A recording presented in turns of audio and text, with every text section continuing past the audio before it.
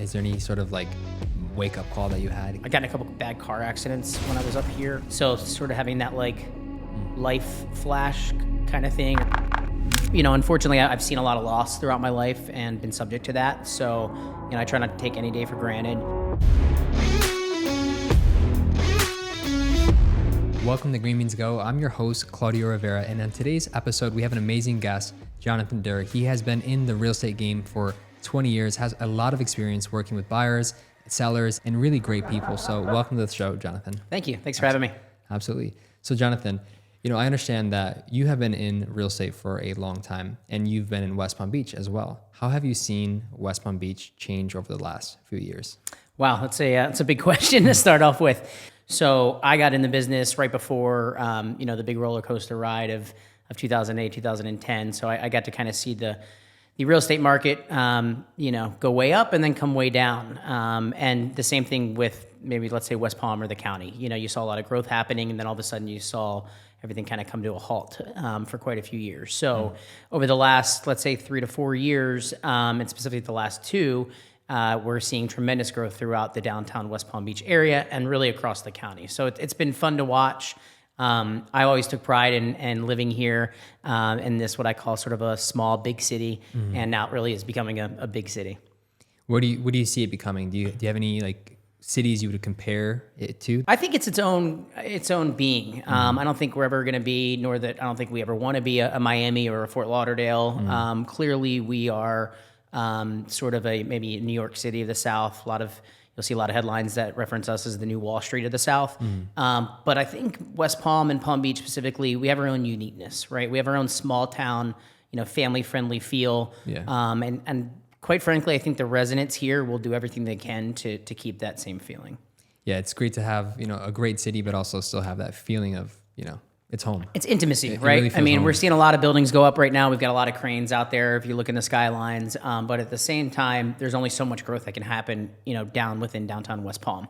So that's why you're seeing a lot of growth in West Palm going, to the north within Northwood and Nora, to the south within El Cid and the Soso areas. And then, of course, out west when you're getting almost even into like the Wellington, Loxahatchee areas with a lot of the big communities like Avenir, Panther National, and Westlake. So you're seeing this sort of, densely populated area just kind of overgrowing, which is neat. It's sort of like New York, right, with all the different boroughs. Yeah. So we're excited to see that. So with West Palm and what it's becoming, do you think that it'll be sustainable with how many people are coming here? Like, you seeing like everybody came, including us. Yeah. Is it sustainable? You seeing like the parking's harder to do. Is it? What do you think the future is? Look, I think we're gonna have a lot of we're gonna have some challenges with our parking, with our traffic, with transportation. They're talking about putting in a train stop that'll go actually east to west from the Wellington area into downtown West Palm, which is pretty unique. That'd be crazy. You've got Brightline, which is opening up to go to Orlando now, which is fabulous. They're cutting back a lot of the traffic, or trying to, a lot of the pedestrian-friendly streets, like around Clematis and around the square. I think you'll start to see a lot of those. They're already going to like weekends when those roads are closed and encouraging pedestrian traffic. But of course, we're going to see it like any other city does. But again, I think with the fact that we're expanding in sort of other areas and not just trying to stick within the downtown district, I think that's going to help a lot too.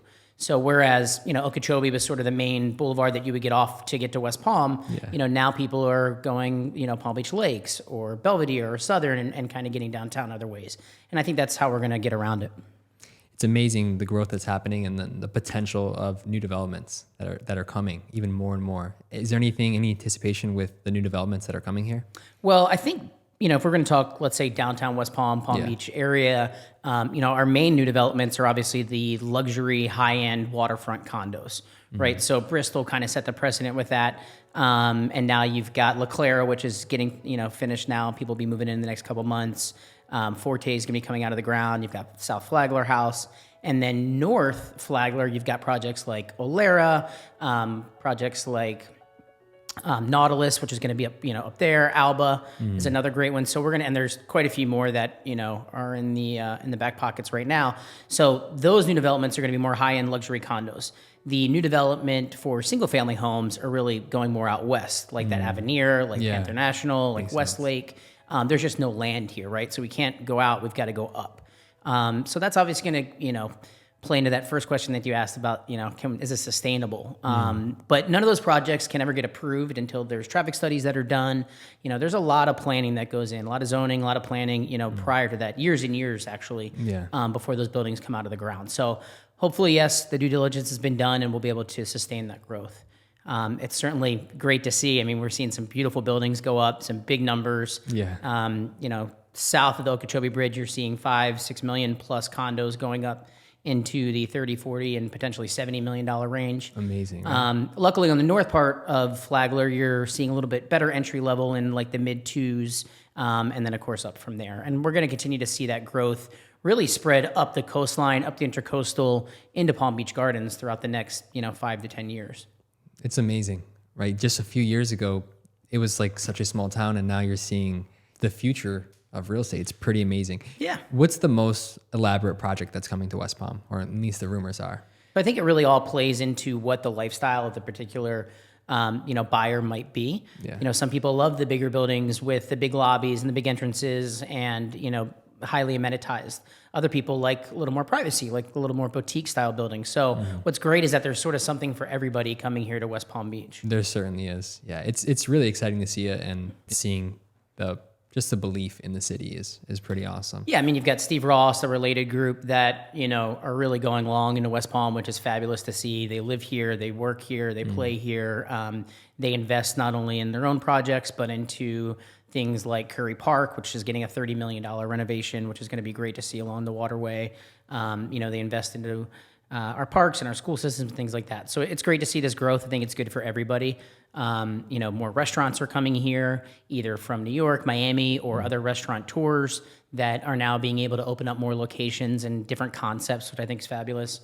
One of our good friends, Julian, that owns Avocado Grill, just announced today that he's going to be doing pink steak, which is going to be a little twist on your typical, traditional masculine steakhouse. That's going to be right around the corner from where we're shooting this, right near Joseph. So It's fun to be able to see all the different levels and areas of growth, not just within real estate, but within hospitality, and of course within philanthropy. There's a lot of great, charities that are here in town and give a lot back to the local community and the national community too. So the more growth that we have, the better off I think we're all going to be. Obviously, everybody's a little, growth hesitant, and we want to keep our small town feel. But I think we can still accomplish that with still growing at the same time. So we see you on social media. We see that you do more than just real estate. You're really active as a human, right? You're active with your body, but you're also active in social groups, right? Having charities and different events that you're going to. You're working out, you're going to events. So you're more than just a realtor. Talk about what your life is outside of real estate. So yeah, I mean, real estate is my career. It's something I love. It's a passion. Again, I've been doing this really ever since I graduated college. I love being able to help put a roof over people's heads. At the end of the day, we all love a big sale, but to me, every sale, every transaction is something special. Being able to work with families, large or small, whether they're downsizing, upsizing, moving here, moving out of here, just being able to help with one of those very large decisions with people is something that's very fulfilling to me. So it goes beyond just the work aspect. It goes into the actual people and caring aspect. And I think that's sort of how I got into doing a lot of the philanthropy initiatives that I do. I sit on the board of trustees for Leukemia Lymphoma Society. I'm a big volunteer at Quantum House over by St. Mary's Hospital. We do stuff with Place of Hope, Big Dog Rescue Ranch. So I guess to answer your question, on top of being a real estate agent, I'm a professional MC and auctioneer. So Really? You'll see me do a lot of the big galas at the Breakers or at Mar-a-Lago or Flagler. I will, get called or asked or hired to work with a lot of the great charities like Cancer Alliance here in Palm Beach County to come in and either host their event or do the live auction for the event.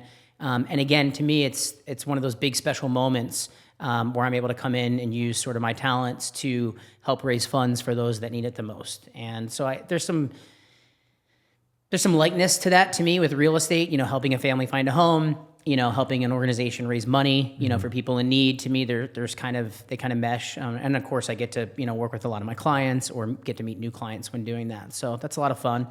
I also sit on the board for Sunfest. So Sunfest is coming up. Yeah, you're passionate about that. 5th through the 7th. Yeah, it's great. It's a lot of behind the scenes, a lot of hard work. It's all volunteers, which is pretty phenomenal. Of course, we have a small staff, but it's a nonprofit organization. It is a fabulous festival that we're able to provide here for all the families of, not just Palm Beach County, but, north and south, and people fly in for it. And it's a very family friendly, festival, which again, it's just 3 days. It's along the waterway. Like, what other festival are you going to that's on the Intracoastal, in the springtime in Southeast Florida, and one of the prettiest places to me in the country, if not the world. So yeah, it's pretty cool. Yeah, you're super involved. It's amazing because even though you have, we work with you, we shoot some of your homes, right? You have a lot of business, but even then you're still active in the community and stay active, just on your own. Yeah, it's kind of how I grew up. My dad and my mom, they had full-time careers, but then they were either teaching an aerobics class at night or Weight Watchers class at night, or, volunteering with the local police departments. I mean, I kind of grew up, watching my parents take on and do a lot more than just what was there for themselves or for their family. And so I think that kind of got ingrained, in my system and in my brain. And I tend to work better when I'm busier. So the busier I are, the better I am. And I try to keep that philosophy. So it sounds to me like you believe life is more than work. Yep. Share some thoughts about that. Well, I'd say I probably work to live rather than live to work. The whole, work hard, play hard kind of thing, I guess, kind of falls in there. But, unfortunately, I've seen a lot of loss throughout my life and been subject to that. So, I try not to take any day for granted. We need to work hard in order to provide for our families and in order to do a lot of good, fun things. But at the same time, I don't want to say I don't work without my means, but, giving back is also part of my personal wealth. The amount of friends I have, the family I have, the real life experiences, that to me is true wealth. So that's kind of what I work for, honestly.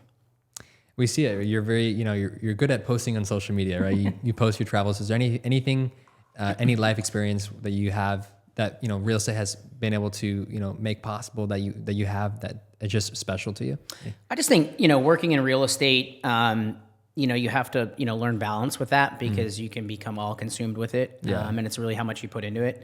I've learned to kind of cut my phone off at a certain hour at a night. Of course, it's always there if there's an emergency, but creating some of that space between, you and the business. And then sometimes I'll fall out of that and be totally engulfed, which is fine too, if it's, the middle of season. Yeah. And I'm sorry, I forgot kind of what your original question was. No worries. So I was asking, when you're outside of work, is there any special moments that you've had because real estate has, made that possible? Yeah. I've been fortunate enough to travel the world. Yeah. Which has been phenomenal. Last year we were in Vietnam. The year before that we were in Egypt. We try to pick different places to travel that maybe not on your average summer itinerary. Yeah. Things like Petra. I go to India quite often, Dubai, just things that are a little bit different and out there than what you typically see. And of course, that's all, I don't want to say, partially funded by, of course, my real estate career, and just through friends and that I've met throughout the years, either in business or without business. But real estate's a great business because you can work from anywhere, and especially nowadays, and with the technology that we have. And I'm fortunate enough that for some reason, every time I go away or go overseas, I end up, selling one of my listings, or a buyer ends up wanting to make an offer on something, which is kind of cool. So that always makes it feel like I should go away a little bit more. Right? Yeah. Keep traveling. Any stories you have from your traveling? You've been None that I can share here, Claudio. No, I'm just kidding. No, I've like I said, I've been fortunate to travel like all over the world. I've done a few volunteer trips. One was in South Africa, in a town called Muizenberg, just south of Cape Town, where I got to teach math and English and writing to first through fifth graders for 2 weeks. Very underprivileged area, and then got to sort of travel a little bit, after that. I always am very big on giving back to the community that gives to you. So I think that's one of the reasons why I'm pretty heavily involved in the different philanthropies and charity organizations here in Palm Beach. Yeah. I've been fortunate enough to find a really amazing, magical place to live in my mind, in my heart. And to be able to be fortunate enough to get back either with time or resources or my own money is important to me. And I think specifically time. A lot of people think, well, I don't have enough money to give back, or I don't make enough to do this, or to give somebody else something else. I need it for my own family. Well, time is probably the greatest possession that we have, right? Yeah. And it's, of course, ever fleeting. But, just giving an hour, even if it's an hour a week or an hour a month to a local organization, really goes a long way. Like I mentioned Quantum House before, I sit on the committee for young professionals of the Palm Beach Chamber. And so once a month, we're doing like a volunteer night. So last month we cooked breakfast for dinner for about 30 families. Wow. And their little ones. So that was a lot of fun. So look, it's doesn't have to be a big grand gesture. It doesn't have to be a $10,000 check somewhere. It can literally be dropping off a bag of clothes to a home that's in need. I think there's all different opportunities throughout each day, throughout each week, each month in our lifetime that we can just do a little bit more, give a little bit more, and do something a little bit beyond ourselves. So love that. Real estate helps me do that. What sparked that for you? The generosity, or just the desire to give? I think it just comes from childhood. When I was growing up, we always sponsored families during Christmas time where we would, buy presents, decorate a tree. It necessarily didn't come from our pockets. We went out and, garnered either, funds or gifts from other families throughout the neighborhood and would help, a family in need. So again, I think that was ingrained since I was a child. I got in a couple bad car accidents when I was up here, when I had first moved downtown, actually, unfortunately. So sort of having that life flash kind of thing, or things could change, definitely sparked a lot of my traveling initiatives, definitely sparked a lot of my kind of giving back. And again, we never know when our last breath or our last moments are going to be here. So try to use them as best we can. When those happened, is there any sort of wake up call that you had? Can you think of you maybe just having a self-talk? Yeah, I kind of started saying yes to everything. So if I got invited to a trip, it was yes. If and anything that didn't hurt me, physically or financially, it was kind of yes, yes, yes. Which I've and that was with everything. That was with work, travel, emceeing, and to the point where I almost started running myself down. I mean, I was, working all the day, and then at night I have a different event, and then the next day was a different event. And so now I've actually kind of tapered myself back, and I've learned to use the word no, or let me see first before automatically saying yes. And, and that, I think that's important too, because you can't be the best for someone else. And, if you're not the best for yourself. So if I'm not, healthy enough, or if I don't have enough rest, then I can't give my best to that next, client, that next organization. So learning to say no a little bit is become more in my vocabulary. I hear you on that. And then, so you were around during 2008, you were active doing business at the time. Yep. So since you've been through that, most agents haven't seen that, right? A lot of agents, in Florida, are new agents. Yep. From the roar of that time when real estate was just amazing for selling, right, and buying. So any advice that you have for people that are who've never seen it before? Well, I think I was in new construction sales from 2004 to the end of 2009, kind of when the whole market kind of came down. Mm-hmm. So one big thing I learned is don't put all your eggs in one basket. Have either other sources of income, other sources of investments. That was a big lesson that I learned personally. Luckily, I was young back then. Mm-hmm. And then to fast forward, we obviously saw a huge uptick during the pandemic. We saw crazy, numbers of appreciation here in business and sales. And of course, you saw a ton of people flood into the real estate world and wanting to be real estate agents during that time because they saw easy paychecks. I think they saw, big dollars flashing, and, now you're starting to see a decline in real estate agents, and it didn't take that long. And which, it happens. I mean, it's ebbs and flows with anything else, like any other business. But I guess my advice, is, this is a tough business. It's not for the weak at heart. You've got to be, strong in your practices, strong in your principles, calm, patient. I mean, we deal with hundreds of personalities sometimes within one day, right? Wow. And even when you're dealing with, let's say, one client or a husband and wife and family members, you've got to be able to navigate through all these different personalities and, learn to listen, learn to see what's important to each person and really make sure that you come through with that. So being patient, listening, those are big skills, I think, in this business. For new agents, I'd say just grind. The money doesn't just show up, houses really don't just sell themselves. Yes, they may have done that the last 2 years, but trust me, I've been doing it for 20 and they don't do that. That's not normal. Yeah. You got to work at it. You got to pick up the phone. You got to dial for dollars sometimes. You've got to think outside the box. You've got to market. You've got to, it does take money to make money. So you've got to spend some money on your marketing, spend some money on your branding. You're a big component of that. I know you guys talk that up a lot, and it's very true. And find your niche, find your voice, find what works for you. Mm-hmm. Not everybody has to do the same things, but you've got to do something, and you've got to do it repetitively. You got to do it day in and day out. And it might not happen the first month, it might not happen the first 2 months, but I'm really big on building a foundation in this business, especially if you're new.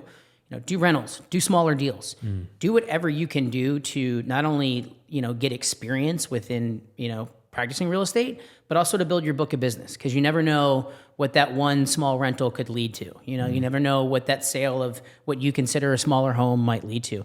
That might be the biggest decision that couple has ever made or that person's ever made in their entire life. So, I really try to treat each, interaction, each transaction, each client, buyer, seller, like they're $100 million listing, or $100 million sale or $100 million purchase. Yeah. To me, the more that I continue to do that, the better my foundation, my business is, the bigger my book of business gets. I work completely off of referrals, word of mouth. I don't spend a lot of money in marketing or advertising. I know you want me to, but that's just how I've built my business, and I built it from the ground up. And I've taken the long road to get here, and I'm happy that I did, because I think people see a value in that. They know that you're not here just for the quick deal. We're hearing a lot about, especially today's new world and new buyers and new clients. People don't want to be just sold. People want to like you. They want to invest not just their money with you, but like their feelings and their emotions. And that's how I approach each transaction. My deals are either with friends or they become friends after. They're either from family or with family, or they become family, after. And that's what I really like about this business. It's pretty cool. I'm really hearing and getting the sense that when you're working with people, the ethics is really important to you. That, like, doing people right is really important to you. And, there's a lot of distrust by the masses that realtors, are in it for themselves. But really, it sounds to me that, like, your ethics and your hard work in best interest of the client has helped you be successful. Would you mind sharing, more about that? Yeah, and I think that again, it goes back to my upbringing. I grew up in a pretty faith-oriented, home. I went to a Christian day school. I went to an all-guy Catholic school for high school. Strayed away from the church and the faith for a while, but I'm pretty strong back in it now, as most people know and can tell if you follow me on social media. But honestly, I think it really, and you don't have to have a particular faith or somebody you particularly, let's say worship or believe in, but I think it goes back to just the basics of what I was taught, at least my generation was taught, and those before me, is, right versus wrong, right? Do what's right over versus wrong. Who cares if it takes you a little bit longer to get there? Who cares if it's not, if it's a smaller deal over a bigger deal? But at the end of the day, you're the one that has to live with yourself. You're the one that goes to sleep with yourself. Are you going to be able to close your eyes at night and sleep sound, knowing that you may have done something unethical, with a client?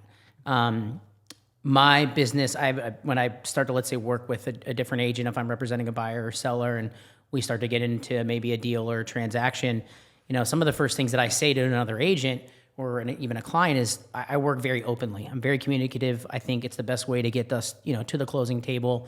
I'm super honest, as much as I can be, of course, with protecting my client's interest, and privacy. And I've found that, I think I have a pretty good reputation with other agents here in the area because of that. I'm always going to tell the truth. I'm always going to pick up the phone. I'm always, going to do what I can to, make the best out of every situation, be it for the client, be it for the other agent, be it for my firm, Compass, be it for the builder that I work for.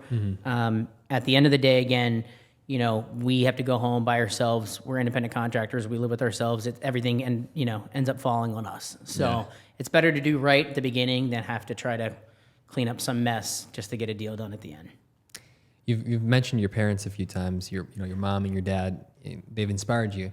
Is there anything from your childhood that you saw or they've told you? Is there a quote that they said a lot that just really stuck with you? Anything specifically you can remember? No, I think, my parents actually got divorced when I was like 5. But with that, they were always, I never really experienced, I experienced it living in 2 different homes, but they always made it about me. They made it about the family. They made it about, again, doing what's right. Never saw my parents fight. They set really good examples. And I think that's, big in this world, especially when we're seeing a lot of people not setting great examples at all, right? And so I think we learn from those that are around us. I know that's how I learn. That's how I try to teach, other, team members that work with me or people that are new coming into the business, is sort of lead by example. So I don't know if there's ever like one thing, but I think it was just it was consistency. It was consistency of them, getting up, going to work, having a second job if they needed to have a second job, going to church every Sunday, giving back to the community all the time, just going above and beyond themselves, for their children or for their community. I think that's kind of what I learned from my parents, which is pretty cool. Yeah, your parents, they raised you really well. You've done really great things. You're crushing in real estate. You're very humble in terms of your approach, because we know that you do great business, and you also help other agents. Teaching them how they can become great agents. What do you think 3 things agents need that are getting into the business to do really well in 2023? 3 things agents need that are getting into business now. I would say, come in hungry, come in here, ready to give it your all and have nothing handed to you. And I think, and be a sponge, absorb, do as much as you can, take every open house, every Saturday and Sunday that you can do. When you're out at a grocery store, tell everybody that you're in real estate, right? I mean, how else are you going to build a business without letting people know? So whether it's, some people feel comfortable posting on social media, some people don't, and that's fine.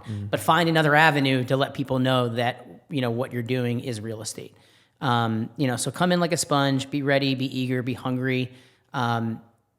Never give up a deal because you think you're too good for it, above it, or anything else. Take that rental, take the small deal. You never know what it's going to lead to. You could be helping out, let's say a local, waiter or bar staff or bartender, and then, you do a great job by them. Next week, they meet a multi-million-dollar buyer, and they introduce you and say, I had a great experience with, X agent. And the next thing you know, you've got $1 million deal on your hands because of this, small rental. So again, try to do, and you never want to spread yourself too thin, or if it's not an area you don't particularly know or work in, then pass the business off and as a referral. But just try to do everything you possibly can to build your book of business, build your foundation, build your reputation, and continue to grow. Yeah. You've been doing it for 20 years. Do you have any stories that you Stop remember? making me sound so old, dude. No, I'm just kidding. You've been doing it for, you've been doing it. So is there any stories that you have from your years of real estate that just kind of blow your mind to this day? It's funny. I when I worked for the home builder, you sit in a sales center and people come in, and then you figure out their wants and needs and their budgets, and then you pick out the different floor plans and the locations and so forth. So what I found cool about that was I had a couple that I sold a townhome to when they were pregnant. And then after they had their baby, they needed a small home. So I sold them a small home. Then they had 2 more kids. And so, I ended up selling them 3 or 4 homes throughout that 5-year career as their family grew. Yeah. And now down the road, we're all still friends. Their kids are graduating high school now, and I'm really dating myself. So to be involved in that life process is pretty neat. I was hosting an event last month for Jupiter Christian School up at the Pelican Club, I think it was, somewhere in Jupiter. And I'm sitting at a table, and this couple keeps looking at me, and the wife says, I think I know you. We know you. What is your name? And I said, Jonathan Duerr. And they said, oh my God, you sold us our first house in Abacoa, 17 years ago or 16 years ago. And wow. We hadn't seen each other since. They had moved out of state because of work. They moved back. They're up in the north part of the county. But, and we all laughed, and we, kind of talked about the old times and running around. But just to be a part of that experience, to be a part of people's lives like that is very special. I don't take it for granted. I feel very fortunate to do that. I always think about what is my why, and my why is people. I love people. I feel like I was put on this earth to serve, to help others, and I enjoy doing so. You don't come across a lot of agents who have that heart to serve and that heart to really do people really well. So it's great to hear that about you. And I am curious, how did you learn that you had an MC voice? Or how'd you learn that skill? Honestly, I don't know. I think a buddy of mine asked me to help him at an event. He, one of my good friends, Adam Lipson, big DJ here in town, everybody knows and loves, and I think he doesn't really like to talk, so he asked me to come to an event with him, and I spoke there, and then another event came up that they needed an MC for, and it kind of just sort of snowballed from there. And being on the board with LLS, I started, introducing some of our hosts at different galas, and then from there it turned into me doing a live auction one time because somebody didn't show up, and it sort of trickled from there. And again, it's been great. I was on the speech and debate team when I was in high school, so it probably stemmed from all the way back many, many years ago. But as everybody knows, there's probably not a mic that I don't like. But Can you do the voice? My voice is my voice, but it's all different. It's just like every real estate deal is different. Yeah. Every room that I'm in is different. Sometimes there'll be 50 people, sometimes there'll be 800 people, sometimes there'll be 5,000 people. It really just depends, and depending on what is needed for that moment is kind of what I, intake and then put out. Yeah, it's really special working at the Breakers as well, like doing those auctions. There's some really amazing charities that go through there. Yep, absolutely. I mean, in Palm Beach, obviously we're fortunate to live where we are. We're in some of the top, wealth in the country and the world, really. And it's good to see that people give back, and they really do. And some people might have misconceptions about, Palm Beach Island and so forth, but, they're very wealthy people, but they're putting their money back and putting their money where their mouth is. They're giving a lot back to these local organizations. I mean, they're making groundbreaking efforts on new cancer fighting treatments. Building homes for foster kids and the youth that are left out there. So it's really neat and special to be part of a town that really is philanthropical focused. I think it's pretty neat. I used to work at the Breakers, so nice. I you see a lot of it. Yeah, I've seen it. I've seen like so much money donated to good causes. So, and again, it's not just money. I mean, you see, it's time and it's resources, and you got things like Big Dog Rescue Ranch, which are saving all these animals, which is phenomenal. And like I said, Quantum House that helps with these families that are going through all these different surgeries at St. Mary's or Kid Sanctuary Campus and Place of Hope, and you could kind of go on and on, really, which is pretty unique for one area. Absolutely. Well, Jonathan, we appreciate you taking the time to share your story, not just in your real estate success, but also giving back to the community. So, Jonathan, it was a pleasure to have you today. Awesome. Thanks for having me today, Claudia. Appreciate it.